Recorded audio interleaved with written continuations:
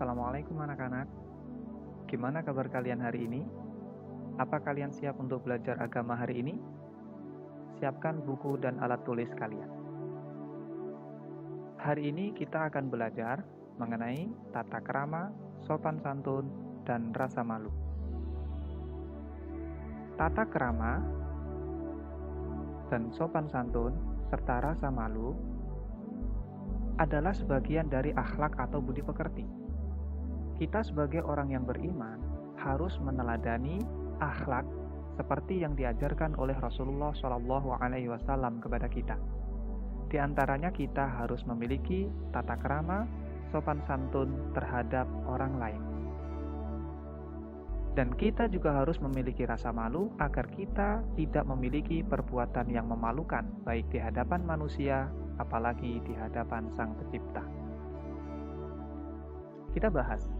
Tata krama terdiri dari dua kata. Tata berarti aturan, norma, atau peraturan, sedangkan krama yang artinya tindakan, kelakuan, atau perbuatan. Dengan demikian, tata krama adalah sopan santun, kebiasaan-kebiasaan baik, atau bisa diartikan tata krama berarti sopan santun itu sendiri. Orang yang tidak memiliki tata krama berarti tidak memiliki sopan santun. Contoh sopan santun atau tata krama dalam kehidupan sehari-hari diantaranya 1. Tata krama kepada orang tua dan keluarga. Di antaranya, kita harus mentaati segala nasihat dari orang tua dan kemudian tidak membantahnya. Yang kedua, selalu bersikap dan berbahasa yang lembut kepada orang tua. Tidak boleh nada anak lebih tinggi daripada nada orang tua. Kemudian rajin belajar dan suka membantu orang tua di rumah, dan saling mengerti, saling menghargai, dan tidak saling menjatuhkan sesama saudaranya. Yang kedua ada tata krama dengan guru. Di antaranya, harus selalu menggunakan bahasa yang halus, sopan ketika berhadapan dan berbicara dengan guru. Jika pelajaran sedang berlangsung, curahkan semua perhatian kepada guru. Dan kerjakanlah setiap tugas dari guru dengan sebaik-baiknya. Yang ketiga, tata krama sesama teman. Contohnya, bantulah teman yang meminta pertolongan kepada kalian. Jika kalian tidak mampu menolongnya, sampaikanlah hal itu dengan disertai alasan yang masuk akal. Yang keempat, ada tata krama dalam kehidupan sehari-hari. Kita, sebagai orang Islam, tata krama dalam kehidupan sehari-hari sudah diatur dalam Al-Quran maupun Al-Hadis. Di antaranya tata krama mulai tidur sampai tidur lagi, semua sudah ada aturannya. Di antara tata krama itu ada tata krama berpakaian. Bagi laki-laki, tata krama berpakaian harus sesuai dengan syariat Islam, sopan, benar sesuai syariat, yaitu pakaian bawah tidak boleh menutup mata kaki, harus pakaiannya menutup aurat dan tidak menampakkan pusat. Dan bagi perempuan, berpakaian sopan dan benar sesuai syariat Islam, yaitu menutup aurat, pakaian luar harus longgar, tidak ketat, tidak tipis, tidak transparan, serta berkerudung panjang sampai menutup dada dengan kain yang tidak tipis dan transparan. Selanjutnya, ada tata krama ketika kita makan bersama di meja makan, yaitu supaya selalu membaca doa sebelum dan setelah makan. Makan dengan tangan kanan, mengambil makanan yang berada paling dekat dengan kalian. Ini sebagaimana yang disabdakan oleh Nabi Muhammad SAW dalam hadis Sahih Muslim nomor hadis 3767. Kemudian ada tata krama ketika kita berbicara. Hendaknya dalam berbicara, suara cukup terdengar oleh lawan bicara saja, dan berbicara dengan tenang, tidak tergesa-gesa, agar ludah tidak menciprat keluar mulut. Kemudian, mulut jangan terlalu dekat dengan muka lawan bicara. Ketika berbicara dan tertawa, mulut tidak terbuka terlalu lebar. Selanjutnya ada tata krama berjalan. Tata krama berjalan yaitu dengan tidak menyeret sandal atau menghentakkan kaki. Tidak menampakkan muka yang acuh, harus menampakkan muka yang ramah. Menyapa atau salam bila berpapasan dengan orang yang dikenal. Mengucapkan salam atau permisi sambil membungkukkan badan kepada orang yang lebih tua. Dan lain-lain. Selanjutnya kita bahas rasa malu.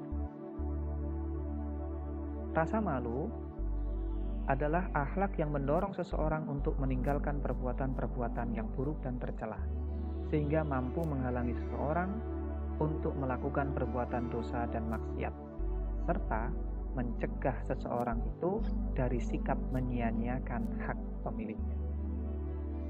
Sebagaimana yang diucapkan oleh Imam Ibnu Qayyim al-Jauziyah, beliau berkata, malu berasal dari kata hayyah yang berarti hidup. Maka hidup dan matinya hati seseorang itu sangat mempengaruhi sifat malu kepada orang tersebut. Malu berbuat maksiat, malu berbuat dosa, malu berbuat yang jahat. Dengan demikian, seseorang yang memiliki rasa malu mempunyai keutamaan-keutamaan sebagaimana yang telah disabdakan oleh Rasulullah SAW dalam beberapa hadis yang diriwayatkan oleh Imam Bukhari, Imam Muslim, Imam Abu Dawud, dan banyak yang lain. Di antaranya, orang yang memiliki rasa malu memiliki keutamaan, yaitu 1. Sifat malu dapat mendatangkan kebaikan. Sebagaimana yang dijelaskan dalam hadis Nabi yang diriwayatkan oleh Imam Bukhari nomor hadis 5652 dan hadis Muslim nomor hadis 53. Malu tidak lain hanya mendatangkan kebaikan. Yang kedua, keutamaannya adalah sifat malu merupakan cabang dari keimanan.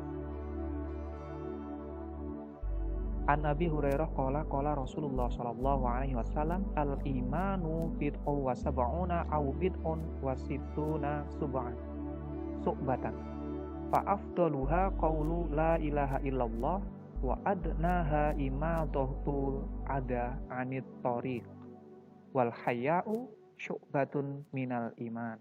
Rawahu Muslim nomor hadis 51. Yang ketiga, sifat malu itu dicintai oleh Allah Subhanahu wa taala. Sebagaimana yang dijelaskan dalam hadis rawahu Abu Dawud nomor hadis 3497. Selanjutnya, sifat malu sebagai akhlak agama Islam. Sebagaimana yang dijelaskan sabda Rasulullah dalam hadis Ibnu Majah nomor hadis 4171.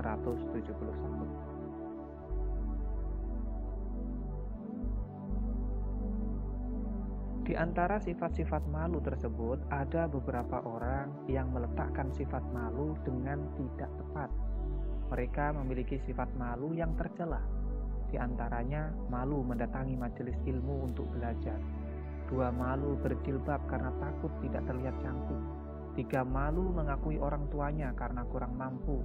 Malu berhijrah atau meninggalkan kemaksiatan karena takut dijauhi teman dan dibilang gak gaul. Malu mengemukakan pendapat di depan umum.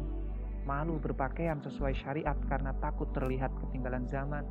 Dan lain-lain sifat malu yang tidak tepat.